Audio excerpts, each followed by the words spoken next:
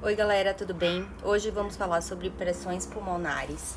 Muita gente está me pedindo para falar um pouco sobre a ventilação mecânica no paciente COVID, então achei melhor a gente fazer uma introdução, porque para a gente entender a ventilação mecânica, a parte de complacência e resistência, a gente tem que entender quais são as pressões pulmonares.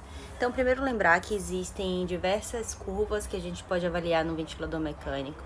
Existe a curva pressão por tempo, existe a curva volume por tempo e a curva fluxo por tempo.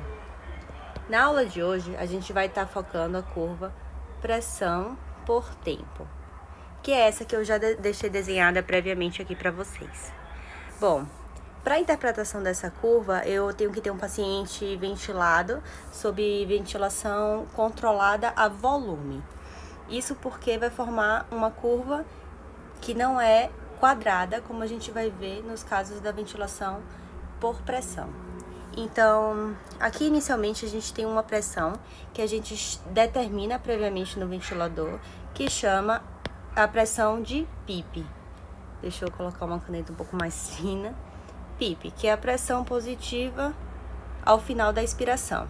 Essa a gente define inicialmente, então ela é uma pressão constante. Posteriormente, a gente vai ter uma elevação da curva que é um pouco mais verticalizada, percebam. Esse aqui é o componente restritivo da curva. Inicialmente, quando ocorre a abertura da válvula inspiratória, imediatamente o fluxo vai bater de encontro com o tubo. Então, vai ter um componente restritivo